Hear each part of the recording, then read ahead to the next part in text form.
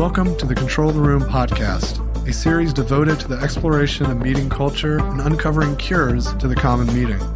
Some meetings have tight control and others are loose.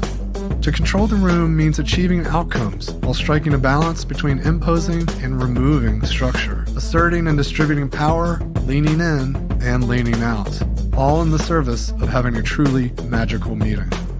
Thanks for listening. If you'd like to join us live for a session sometime, you can join our weekly Control the Room Facilitation Lab. It's a free event to meet fellow facilitators and explore new techniques so you can apply the things you learn in the podcast in real time with other facilitators. Sign up today at voltagecontrol.com/facilitation-lab. If you'd like to learn more about my book, Magical Meetings, you can download the Magical Meetings Quick Start Guide, a free PDF reference with some of the most important pieces of advice from the book. Download a copy today at magicalmeetings.com. Today, I'm with Kelly Leonard at the Second City, where he is the Executive Director of Learning and Applied Improvisation. He is also the author of Yes and Lessons from the Second City. For over 2 decades, Kelly was producer of the Second City, hiring and developing original reviews with such folks as Stephen Colbert, Tina Fey, Steve Carroll, Keegan-Michael Kay, Seth Meyers, and Amy Poehler. Welcome to the show, Kelly. Hi, thanks. I'm happy to be here. Yeah, great to have you. Been looking forward to this. Well, as usual, let's get started with a little bit about how you got your start. Okay, so I graduated college in 1988, and I wanted to be a playwright. That was sort of my passion. I'm the youngest of 6 boys. My dad was a TV and film guy who reviewed theater in Chicago, so he knew a bunch of people. And he got me a bunch of informational interviews, which was great. Bernie Solins, who was the founder of Second City, he had sold Second City about 4 years earlier, was starting a new theater, and he hired me. He said, yeah, you can be a production assistant, but I'm not starting for 6 months. Let me call over to Second City, and we'll get you a job there. And I was like, I don't know what I was expecting, but I wasn't expecting to be taken to the back bar and have my first gig in theater be a dishwasher, because it was not pleasant. The other guy who got hired that week also to wash dishes was Jon Favreau, the film director. And we both had mullets, and my wife has photographic evidence of this that she uses to shame me. So I washed dishes for a while, and then I hosted in the room. And I went to go work for Bernie, and that theater, which was called the Willow Street Carnival, we later referred to it as Second City with Hats. It didn't do well. It folded. So I went back, and my friend Ann hired me in the box office. And just I sort of kept getting promoted, and I was writing plays during my off hours and submitting them and having some success. But in 1992, I got offered the job to be the associate producer of the Second City, which is the guy who hires all the talent and oversees all the productions. And it was sort of a thing I couldn't turn down. So I took it. And, if one thinks back to what was happening in Chicago in 1992, my first cast included Steve Carell, Stephen Colbert, and Amy Sedaris. I hired Tina Fey, Amy Poehler, Rachel Dratch, Jason Sudeikis, Cecily Strong, just tons of great people. And it really was a dream job. And I did that until 2015 when I co-wrote the book Yes and, which is about how Second City takes its improv practices and pedagogy into businesses and into caregiving spaces. And really, my first part of my career was improv on stage. And then my second chapter, which I'm in now, is improv off stage, improv everywhere else. Yeah, I love this idea of improv everywhere, and a big fan of the book. Mm-hmm. I wanted to come back to the Second City and Hats, and it reminded me of a few things that come up. It was a consistent thread through the book of, trying things, experimenting, learning, and just kind of dusting yourself off when it wasn't quite right and figuring it out. And I remember there was quite a few stories like that. Yeah, I mean, look, we live in a culture, unfortunately, that acts as if failure is something that shouldn't happen. When, in fact, that we learn when we get it wrong. We don't learn when we're going to get it right. Carol Dweck, who is she writes about growth mindset, talks about, when a student gets something wrong, you shouldn't say you got it wrong. You should say not yet, because we all get things wrong. So improv, and I don't know if you know where all this stuff came from. I certainly talk about it in the book, but many of the exercises and games that we still teach at Second City were developed by a social worker by the name of Viola Spolin, and she was working at Jane Addams' Hull House in the 1920s and 1930s, and her job was to better assimilate immigrant children who were coming into her care. So she created all these exercises and games that allowed people to communicate with empathy and collaborate. Her son, Paul Sills, was studying at the University of Chicago. He taught these games to his friends, people like Mike Nichols and Elaine May. They formed the first improvisational theater in the country called the Compass Players. That's in 1957. That morphs into the Second City by 1959. So social work is where this stuff came from. So it's really about how we can practice our human being skills. Our human skills, because we're not good listeners. We're afraid of failure. We have a lot of judgment of others and judgment of self. And you cannot be creative if you are self-judging or you're judging others. You simply can't. And creativity does not happen alone. There's always, it's with other people, it's with audiences, all those things. So many of the improv practices that we teach for people to become really good comedians, improvisers, actors, comedians, are equally as effective for the kind of skills that we use in our life, because we are born without scripts, and we are improvising every day. All of us are. Yeah, I'm a big fan of Viola. In fact, I'm also a big nerd about like facilitation and improv cards and games. And there's an amazing card deck, a box set of her work that's just like, it's so massive. I mean, it's like 110 games or something. It's crazy. I love your point about not yet. And it reminds me of like 409 and WD-40 and all these classic stories of, no one got it right on the first try. That's right. I mean, Post-it notes. Yeah. Listerine, I just found this out from a guest on my podcast, that Listerine was originally used to treat gonorrhea. Very different use right now. So if we can get in that space where we're practiced in recognizing we're going to fail, that's okay, go back at it, we're really then operating in the scientific method, which is experimentation over and over and over again. This is how anything new comes to life, is that someone has to try it, and it's likely not going to succeed on the first, second, or third try.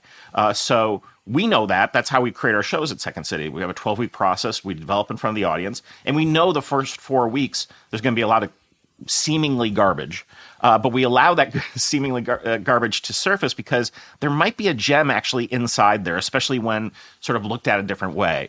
So this sort of embedded innovation practice that exists at Second City is born of teaching individuals better skills for things like listening, paying attention, and then our work with the behavioral science community has just deepened that. So as we've sort of worked with the various academics that we work with, they'll give us insights that we didn't know. I mean, we teach at Second City to be others focused, and I think we all kind of know what that means, paying attention to other people. But when we learn about things, there's a William Swan, who's a professor down in Texas, came up with a thing called self-verification theory. And this was fascinating to me. The idea is, I think most of us think we want to be seen as our best selves, our smartest selves.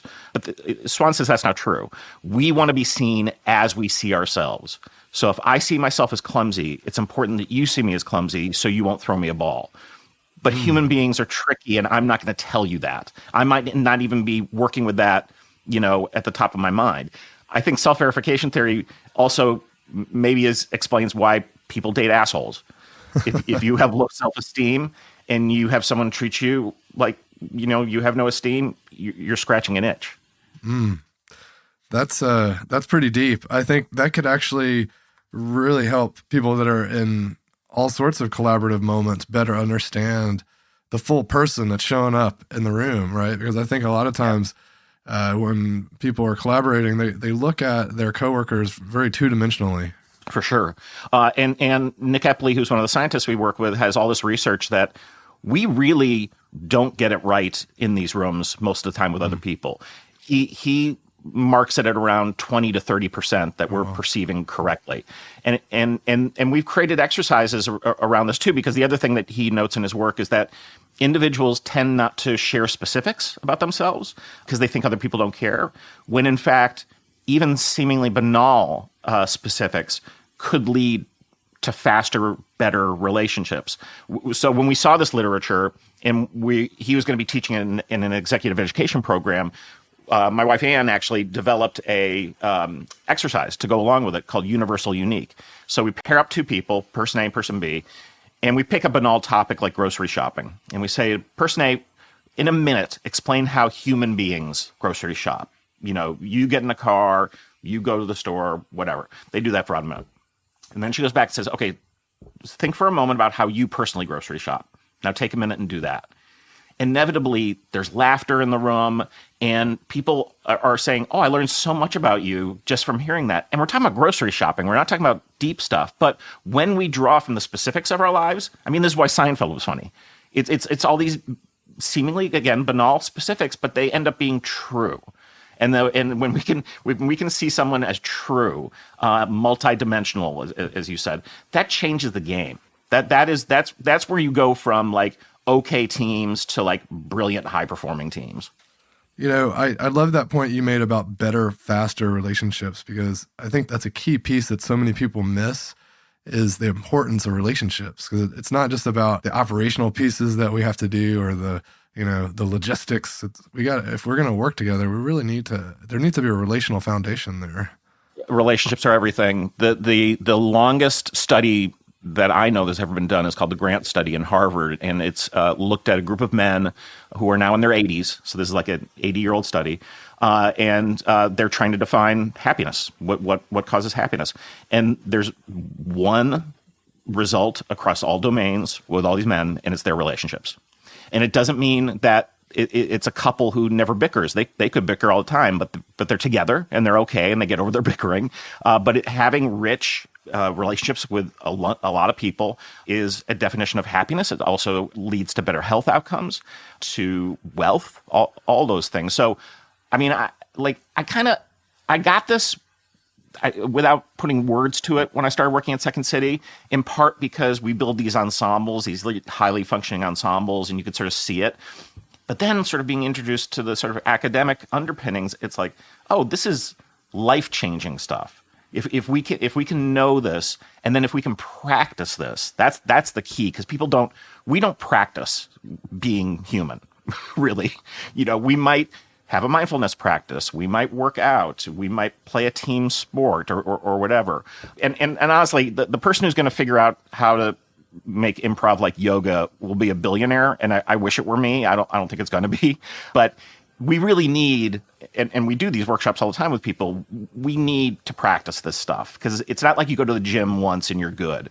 Listening takes work, and especially like listening to your spouse, because you've been with it. I've been married for a couple decades, and I still have to work at put my phone down, listen to everything she's saying, put my attention on her, because it's just easier to do the other thing. Yeah, it comes back to a really solid point that you have in the book, which is listening to understand. Yeah. What, and again, that takes work, because people don't share all of it, and they might not even know all of it. I mean, I've certainly been in therapy long enough to realize that human beings are storytelling machines, and we really like easy patterns. So when we lock onto something that seems true, we anchor on it, and we're like, oh, that's it. And then, like anything, whenever you interrogate something, and we know this from looking at our past, right? When you interrogate something, you're like, oh, I didn't know this was going on and that was going on. And I didn't know they had this belief that was different from my belief. I just assumed it was all working. And sometimes it does, despite all that, which is amazing. But the reality in terms of really successful outcomes, if it's in your job, it's in your relationships, any of that stuff, is when you truly see the other person and they see that you see them, and vice versa. I think that point about them noticing that they've been seen is so key. Yeah. It reminds me of a study that Slack did. They have this futures forum where they're investigating work and the future of work. And one of the statistics was that 73% of leaders think they're being transparent, while less than half of the employees think their leaders are transparent. Our perception of these things matter less than how they're perceived on the other end. Yeah, that's totally right. And so I think it's important This is especially true for leaders, as you're saying, which is you can't make a ton of assumptions, and you've got to work even harder to get people to tell you the truth. So when I'm working in a leadership position at Second City and there's someone relatively new, I make sure that I get behind, I move from behind my desk, I sit next to them. Sometimes I lower my status if I can. And here's a big thing. I ask them questions and I ask them for advice. That changes the relationship in really positive ways, especially if there's a power dynamic there. So you have to be aware of like, what is the dynamic and what's the space we're sitting in? Because that says something too. It's different in a conference room than it is in an office, than it is in front of other people. My friend Kim Scott, who wrote the book Radical Candor, one of the reasons I love her work so much is that it really speaks to the idea that let's say you have to do a performance review, do not criticize someone in public. Praise them in public. Do that. That's a good thing. But if you have a critique, you take that away, just the two of you, and recognize that you can't be operating in radical candor unless the person knows that you care for them personally. Otherwise, it's obnoxious aggression. And to get to radical candor takes everything we're talking about. It takes a really intentional building of a mutually appreciated relationship. The dynamic, as we were sort of talking about, like, it's not just you. And it's not even necessarily just the other person. There are lots of different dynamics that are taking place here. So be aware as you can of all the factors that might go into how this person thinks about working with you. I want to come back to the point I made earlier about you using these opportunities for learning, not only in your product, but also in your culture. I know that in the book you spoke about kind of intentionally looking at diversity of the ensembles and how you support, just cultural changes. And I think that's a higher level of being than even just using the techniques to make the product better. Yeah, and I don't want to pretend that we nailed it, because we haven't. And during the sort of social justice uprising, a lot of crap was unearthed that folks didn't know or perceive or understand. And I remember John Carr, who used to be our executive producer, we had heard complaints about artwork on the walls. And neither John or I really understood what that was. He's African-American male. I'm a white male. And so I said, well, let's go down and look. And these drawings that were done by an illustrator who worked at Playboy over the years, Bill Utterback, he did drawings of every cast. And as we started looking at some of these drawings, we're like, oh no, there's a Caucasian person with a sombrero. Oh no, there's someone wearing hijab. I mean, like a white person wearing it. And then Dan Castellaneta, who's Homer Simpson, did this very funny Hitler bit that was satiric. But if you just see a picture of a guy dressed as Hitler with no context, and I understand it's a comedy theater, but I imagine many people looked at that picture and were uncomfortable. And I just like, when you go to a place I worked at Second City 34 years, so you stop seeing things. And this was an eye-opener. So I know for myself, I've had to re-dig into, interrogating my own behavior and my own thinking, and as well as double down on the improv stuff, because the improv stuff is great for this. It is all about inclusion, and it's about maintaining equity in an ensemble. There's a phrase that we've all heard: your team is only as good as its weakest member. And we say it differently. We say your team is only as good as its ability to compensate for its weakest member, because one of us is going to be the weakest member at some time, and that's going to shift off. So if you're really operating as an ensemble, everyone's got your back. Everyone's got your back, and you have everyone's back. That is not a way that I find most businesses, they're not teaching that. That's not in the employee handbook, and it should be. Well, especially if there's like any kind of stack ranking kind of going on, it's like the exact opposite, right? It's like we're putting a spotlight on who's the weakest versus like how can we can support each other. And I think it's a real reductive way of kind of looking at things, because in a complex world, if we stack each other around all these different situations and scenarios and skills, someone's going to be at the bottom at some point when you look at it from a different angle. And so having this perspective of supporting each other makes us more resilient to like whatever's thrown at us. Yeah. And if someone's sitting in last, there might be reasons if you haven't asked. There could be other stuff going on. They might not know what to do. Maybe you didn't train them well enough, whatever. I mean, I've worked with so many people over the years, and I can count on one hand the number of people I'm like, yeah, I would just not work with this person. Like almost everyone that I've worked with has value to bring to the table, and it was often a matter of whether our system was set up for them to benefit or not. So we're trying to get better. I think we're very good at the behaviors at Second City, like the individual and group behaviors. That is our strong suit, and we have systems. Like the process for creating our show that are amazing.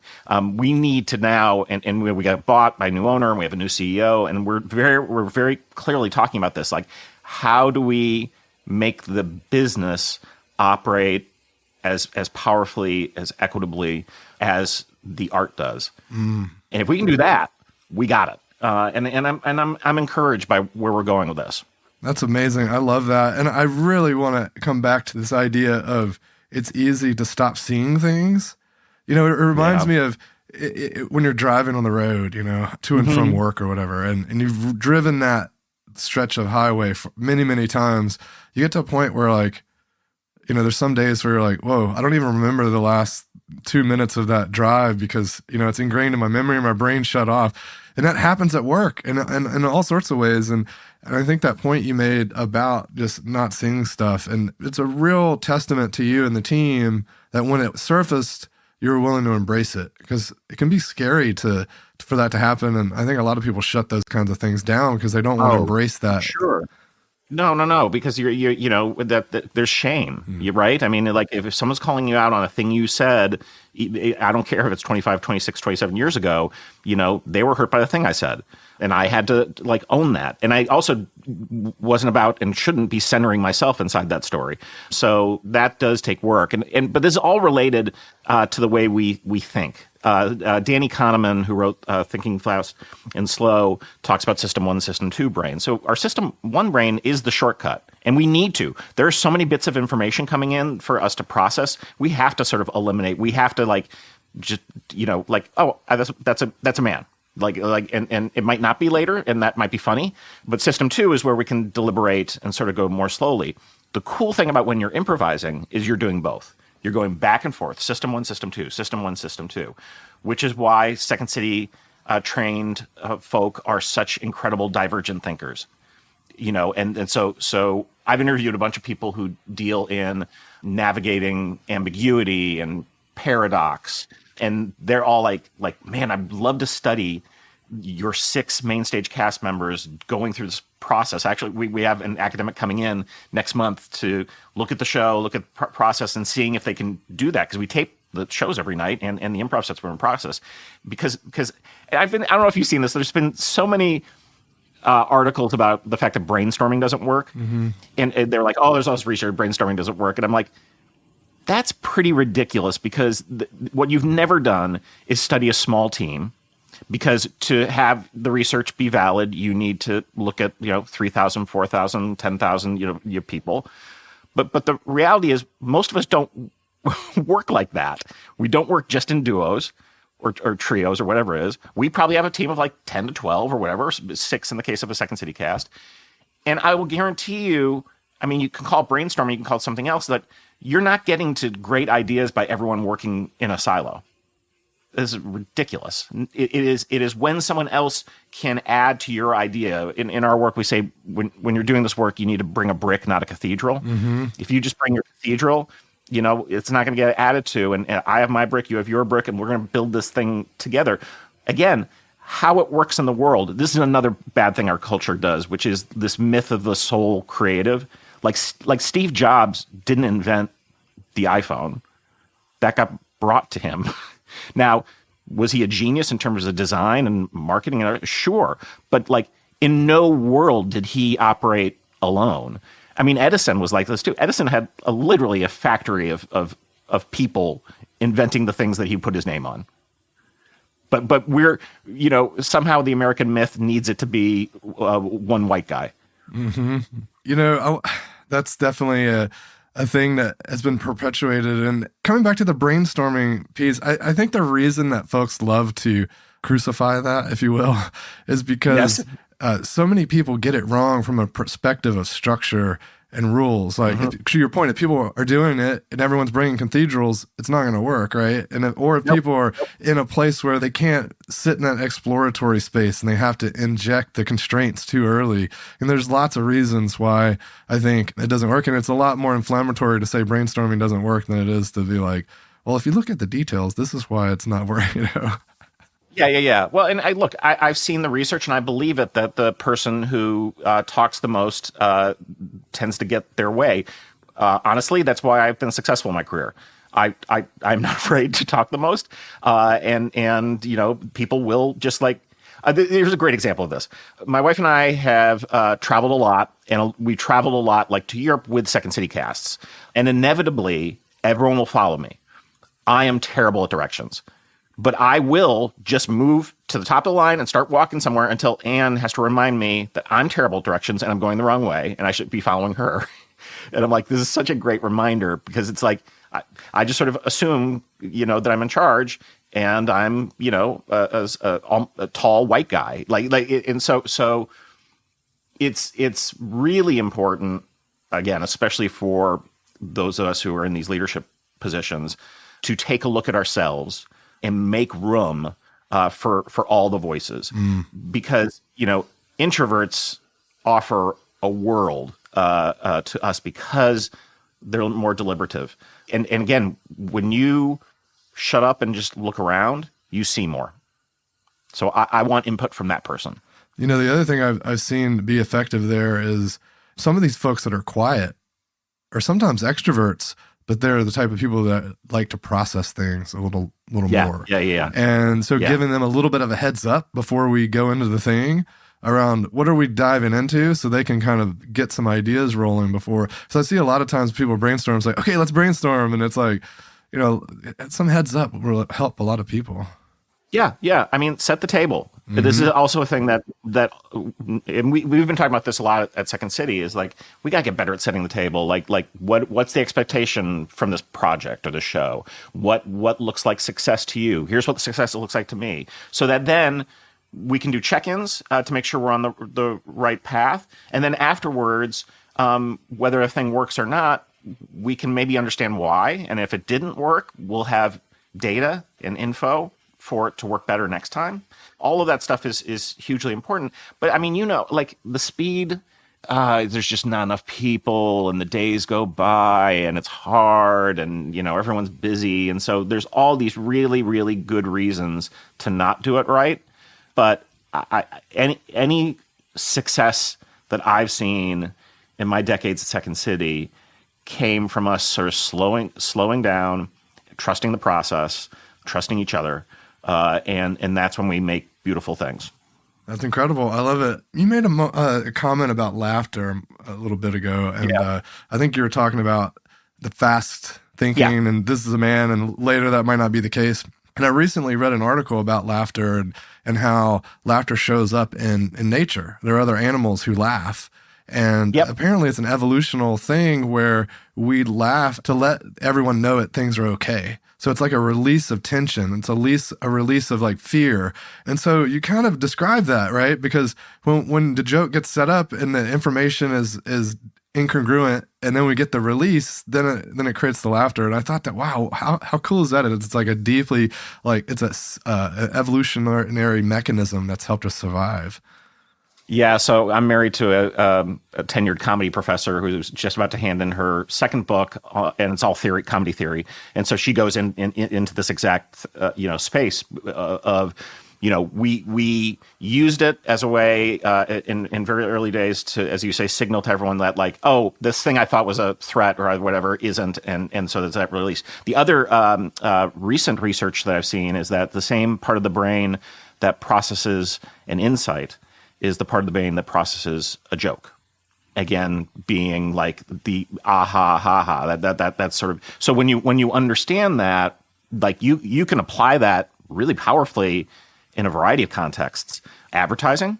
So what we know is we want our brand, someone to have an emotional reaction to our brand. Okay, effective use of comedy. What's the thing they're going to laugh about when it comes to your brand? And if you can bottle that, that's amazing. I mean, it always makes me laugh that, probably billions of dollars are spent on advertising, and a lot of comedic-based advertising, and how many comedy professionals are in the advertising world. I don't think I've met a lot of people in advertising, and they're not very funny. And also, that's another myth of the sole creative, right? That it's like, oh, just this guy, he's our main guy, stick him in a room, and he'll be able to do this for all your different brands. Like, that's not how it works. That's not how it works. So part of my wife's theory around comedy is that if you look at it like a mixing board, you're mixing truth, pain, and distance. So, and truth can be just recognition. And then pain is some level of pain that's appropriate to the situation. So, right after 9/11, you can't make jokes about it, especially in New York. A year after 9/11, you probably still can in New York, but you could in Chicago. And that's a matter of distance and pain mixing together. And I write about that in the book where we did a satirical scene a year after Columbine. And this freshman at Northwestern who was at Columbine just ran screaming from the room and had a really heart-to-heart conversation of like, we wouldn't do this if we were in Columbine because you still don't have that distance, but the rest of us are here, and it's a historical fact that we're kind of playing with to make a satiric point. And we weren't making fun of it, but it was still it was too close for her, and I get it. Yeah, and that shows up in the workplace too, right? Like if we're not relating, we're not understanding where people are. It's hard to be cognizant of those things and take them into account. Yeah, I've interviewed a bunch of people around the idea of suffering at work, and I think this is now very top of mind for many HR departments because all of a sudden after the pandemic, everyone realizes that mental health is a thing, and it's not something that is rare. People have mental health issues. A ton of people do. They just didn't talk about it. And when you don't talk about it, that is a bad thing. You are pushing a bad thing down that is going to come out in some really, really negative way at some point, either to yourself, your spouse, your kids, your friends, who knows. So when we can acknowledge people's pain, and my friend Heidi Brooks at Yale does a thing where every time she's teaching a new cohort, first day of class, she goes, okay, before we start anything, I'm going to hand out a blank piece of paper and a pen to everyone. Don't put your name on this piece of paper, but write down some pain you're experiencing right now. And she'll get anything from, a sprained ankle to a recent divorce to a death of a loved one. And she just reads those out. And it's like empathy steroids for that class. That's amazing. I love it. Mm-hmm. I want to bring up something that I think that I had written down that I wanted to maybe hit on, and that was this idea of learning to be unafraid.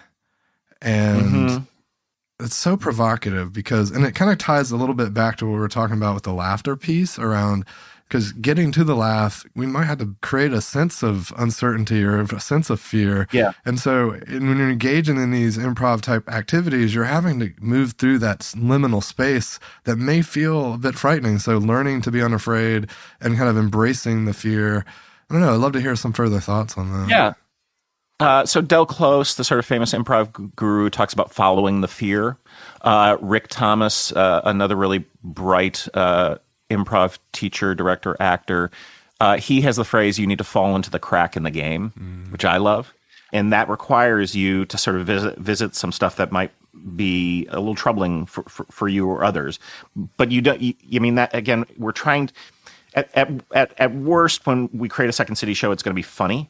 But what we're shooting for is funny in art. We want to say something about the human condition. And, we are, there is no joy without suffering. And that is just true. And we do try to hide, I think, a lot from the suffering.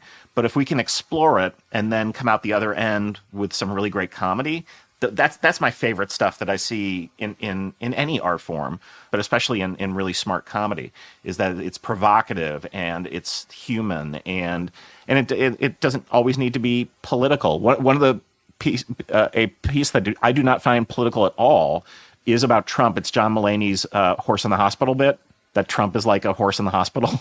What's happening with the horse in the hospital? What floor? And when I see the horse in the hospital, what's going to happen?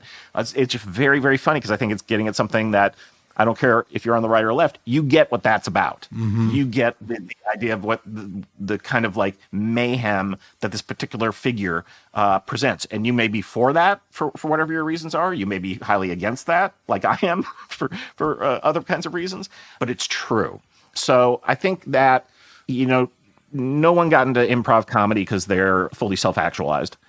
That we're not the place where like the peaceful mind comes to rest. No, you're coming here because something happened, or you're restless, and you need to kind of work it out with your friends, which is what happens. So I love all the talent that comes through Second City. I remember we've been hired to create a series of PSAs about mental health using comedy, and so I sent out an email we have this massive email list that's all the talent, to basically say, hey, anyone have experience with mental illness, and in this regard we got this PSA.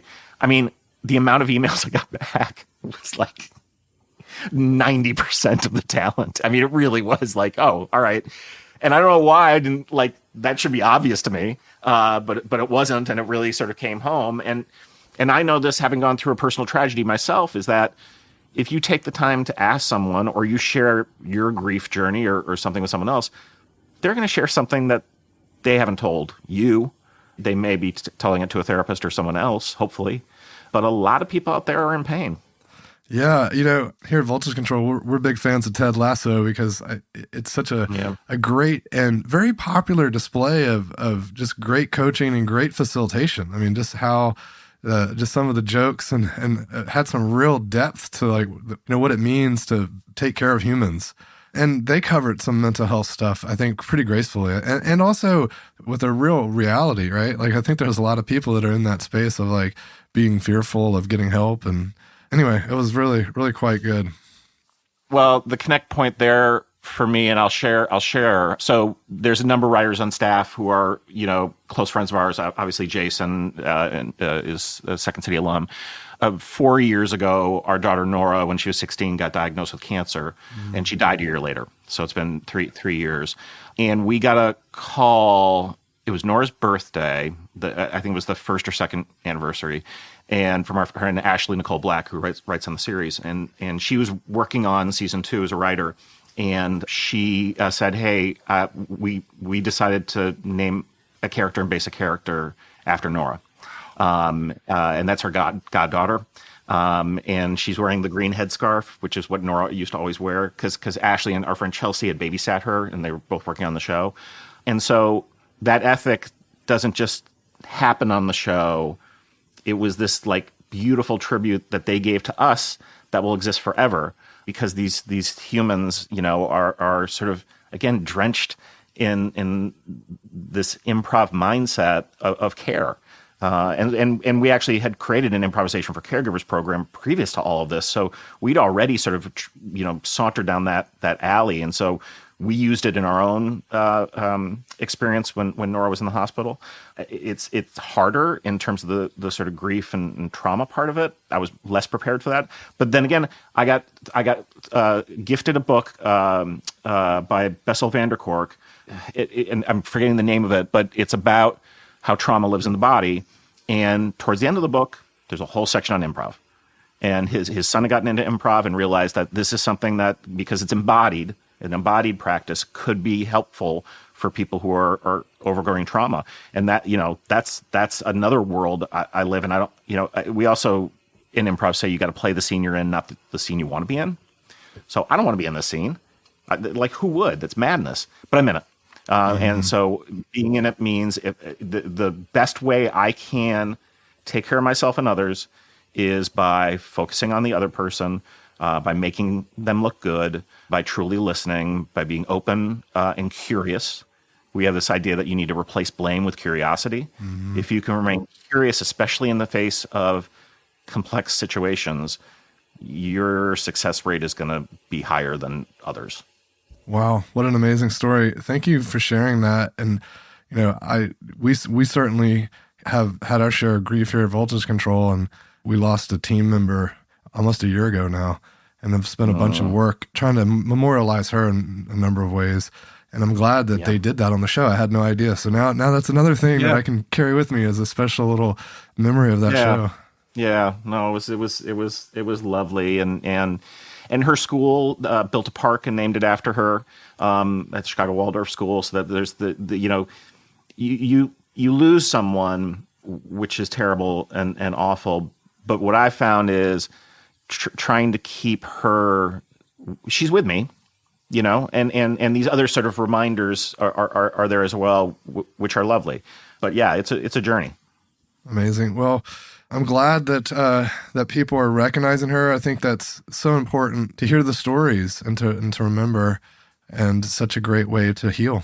And gosh, I wanted to always appreciate ending with a little bit of kind of dialogue around what can be possible if we continue to do this kind of work. And we're sort of hinting at that in that last bit there around, if more people are showing up in these ways and helping each other heal, I think it creates more harmony, a greater ability to cope and be human.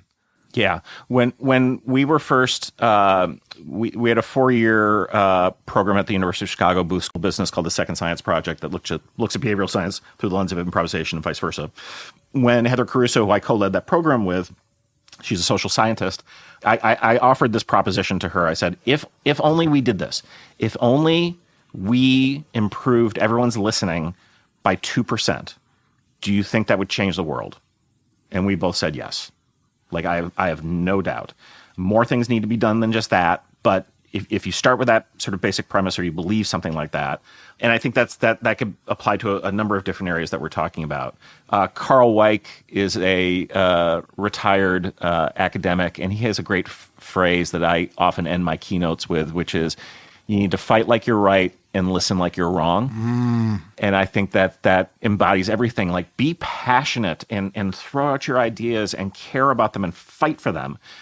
And then if you are able to listen like you're wrong, you're going to have the humility that can create other kinds of opportunity, because none of us know it all, and all of us need each other. And especially the world we live in right now, where it feels like 50% of the country is fighting with the other 50%, or call it 48, or whatever it is. I get it, but it's not doing us good. It's doing no one good. And we use terms like canceling and blocking and muting, and I'm just like, oh my God! Like, if we know science tells us the thing that gets us through is relationships, why are we all fighting? And again, you need to fight for some stuff, and representation and equity and all that. Fight like mad for that. But if we can also extend grace, if we can give someone our gratitude, if we can really listen to them, I think you're going to find that most of us have more in common than the opposite. I agree. And what an amazing thing to use as fuel for our commitment and our practice is we just got to increase it 2%. That's it. Yeah. You're not going to change people. Like people don't change like that. But to get to a better outcome, just simply to get to a better outcome, put all your focus on the person across from you. And try to do that as much as you can. So I want to give you an opportunity to leave our listeners with a final thought. Yeah. Okay. So I host a podcast called Getting DSN for Second City and WGN Radio, and I get to interview lots of cool people with their books. And there's a concept that was introduced to me by Annie Duke. So Annie was an academic who was coming up on her PhD this years ago, and she got sick. And she had to stop, and she needed money. She did not come from money, and she was trying to figure out what she could do. And her brother, who was a professional poker player, said, "Why don't you do what I do?" And so she did, and for the next 18 years, she played professional poker and made millions and millions and millions of dollars. She is now back at Wharton to get her PhD, and she's written a couple successful books, but her new one is called Quit. And here's the concept that it blew me away, and that I'm finding useful when I'm navigating complexity. So she talks to Astro Teller at Google's X. So he leads a division of the company that is looking for these loon shots. They've 10 years to cure cancer, or 10 years to build, whatever. They have to quit a lot of these projects because they've got to see progress. So he has a concept that he teaches all his people at Google X, and it's called the monkey and the pedestal. And the idea here is if your job is to teach a monkey to recite Shakespeare on a pedestal, don't build the pedestal first, because it'll give you the illusion of progress. Because if you can't get the monkey to recite Shakespeare, you're done, you're quitting, and you go to the next thing. The amount of pedestal building I have done in my career is like massive. So I really, when I'm thinking about a new project or a new show or a new program or whatever, this is the thing I'm going to apply first, which is, all right, what's the hardest part of this thing? Let's make sure we can do that. And because we all know how to build pedestals, I can do that in my sleep. Amazing. Thank you for reminding me of this, because it's actually something that's going to come invaluable for me right now. And I hadn't thought about it in a while. So thanks for the reminder. And of course, I highly encourage people to check out the book. It's fantastic. And of course, Second City, if you're in Chicago, I mean, gosh, what a fun excursion. And thanks so much for being here today. I feel like we could talk for at least a couple more hours, but every good thing has to come to an end. So I really appreciate you taking the time, Kelly. Thanks, Douglas. I appreciate it.